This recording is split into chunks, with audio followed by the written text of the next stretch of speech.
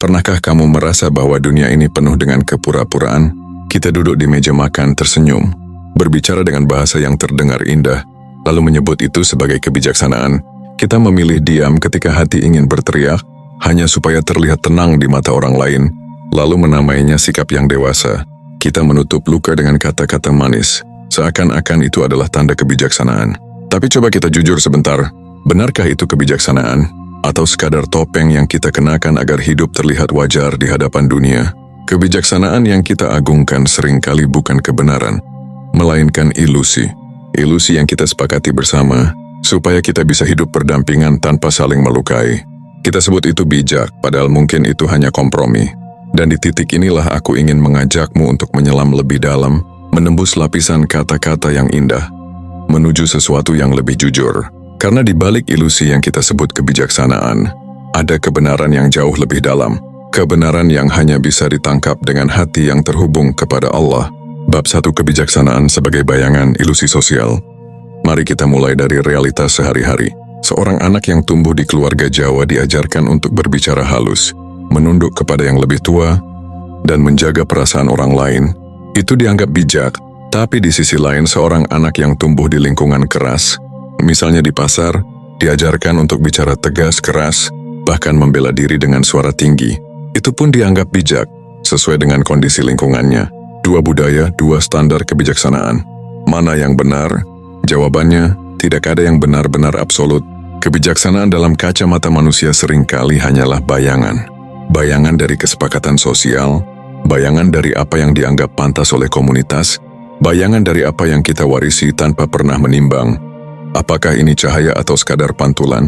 Dan ironinya kita seringkali lebih takut dianggap tidak bijak oleh manusia, ketimbang dianggap jauh dari Allah. Kita sibuk menjaga citra bijak di hadapan orang, tapi lupa menjaga hati di hadapan Sang Maha Bijaksana. Bukankah itu ilusi? Bab 2, hikmah dalam Al-Quran, hakikat kebijaksanaan. Islam memandang kebijaksanaan bukan sebagai kompromi, tapi sebagai hikmah. Allah berfirman, "Barang siapa dianugerahi hikmah, maka sungguh dia telah dianugerahi kebaikan yang banyak, dan tidak ada yang dapat mengambil pelajaran kecuali orang-orang yang berakal." Surat Al-Baqarah, ayat 269. Ayat ini memberi kita pemahaman mendasar. Hikmah bukan hasil kesepakatan manusia, tapi anugerah dari Allah. Hakikat hikmah adalah cahaya, bukan bayangan. Hikmah membuat manusia mampu menimbang antara diam dan berbicara, antara lembut dan tegas, antara sabar dan berjuang. Seorang ayah mungkin terlihat keras saat mendidik anaknya. Di mata orang luar, ia mungkin dianggap tidak bijak. Tapi Allah menanamkan hikmah dalam hatinya, sehingga ia tahu kapan kerasnya adalah bentuk cinta. Seorang ibu mungkin memilih diam ketika dihina. Di mata orang lain, itu kelemahan. Tapi Allah menanamkan hikmah dalam hatinya, sehingga diamnya menjadi ladang pahala. Hakikat hikmah adalah ketika Allah menuntun hatimu untuk bertindak sesuai cahayanya, bukan sesuai standar manusia. Bab 3, tasawuf, menembus ilusi menuju ma'rifat. Para sufi sering berkata, dunia ini hanyalah ilusi, cermin yang memantulkan bayangan. Maka kebijaksanaan, manusia pun tak lebih dari bayangan yang belum tentu menyentuh cahaya sejati. Seorang murid sufi pernah bertanya kepada gurunya, "Guru, apa arti kebijaksanaan sejati?" Sang guru menjawab, "Kebijaksanaan sejati adalah ketika kau bisa melihat dengan mata Allah, bukan dengan matamu sendiri." Kalimat itu sederhana tapi dalam. Mata manusia melihat berdasarkan logika dan kesepakatan. Mata Allah yang dimaksud para sufi adalah pandangan batin yang lahir dari hati yang suci, hati yang telah melewati proses tazkiyah, penyucian. Disinilah hakikat dan ma'rifat bertemu. Hakikat adalah ketika engkau memahami bahwa dunia hanyalah bayangan. Ma'rifat adalah ketika engkau tidak lagi tertipu oleh bayangan, karena hatimu sudah menyatu dengan cahaya. Dalam bahasa lain, hakikat adalah pengetahuan tentang ilusi.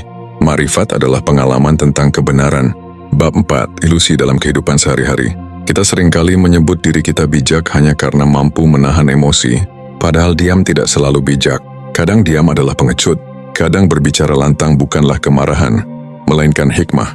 Contohnya Nabi Musa alaihissalam, beliau pernah marah bahkan menggebrak dengan keras. Tapi itu bukan tanda kehilangan kebijaksanaan, melainkan tanda keberpihakan pada kebenaran.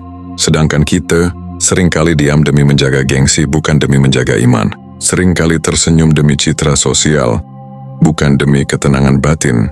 Itulah mengapa kebijaksanaan kita lebih banyak ilusi ketimbang hakikat. Bab 5. Kebijaksanaan dalam cinta dan luka. Berapa banyak dari kita yang bertahan dalam hubungan beracun, lalu menyebutnya kebijaksanaan karena ingin menjaga keutuhan? Berapa banyak yang menelan hinaan dalam pekerjaan, lalu menyebutnya kebijaksanaan demi keluarga? Berapa banyak yang memendam tangis dalam doa, tapi menampilkan senyum di dunia, lalu menyebut itu kebijaksanaan? Kadang kita lupa, kebijaksanaan yang dipaksakan bisa menjadi racun batin. Tasawuf mengajarkan, jangan bingung antara sabar dengan mati rasa, antara lembut dengan kehilangan diri. Kebijaksanaan sejati bukanlah menelan semua luka, tapi memahami makna di balik luka, lalu menyerahkannya kepada Allah. Bab 6. Menyibak tirai. Dari ilusi menuju hikmah. Jadi bagaimana kita bisa membedakan antara kebijaksanaan ilusi dengan kebijaksanaan sejati? Kuncinya ada di dalam hati. Jika sikap bijakmu membuatmu semakin dekat dengan Allah, itu hikmah. Jika sikap bijakmu membuatmu semakin terjauhkan darinya, itu hanya ilusi yang kamu rawat demi dunia. Kebijaksanaan sejati tidak lahir dari rasa takut kehilangan wajah di depan manusia, tapi dari rasa takut kehilangan Allah dalam hati. Kebijaksanaan hanyalah ilusi yang kita sepakati, kecuali jika Allah menanamkan hikmah di hati kita. Dan mungkin selama ini kita terlalu sibuk jadi bijak di mata orang lain, sampai lupa untuk jujur di hadapan Allah. Hari ini aku cuma mau ngajak kamu buat renung sebentar. Kalau selama ini kebijaksanaanmu ternyata hanya topeng, berani nggak kamu menanggalkannya? Lalu belajar bijak langsung dari cahaya Allah, karena pada akhirnya ilusi akan pudar, tapi cahaya akan tetap tinggal. Pertanyaan terakhir untuk kamu renungkan malam ini, apakah kebijaksanaanmu lahir dari cahaya hatimu, atau hanya bayangan yang kau pinjam dari kesepakatan manusia?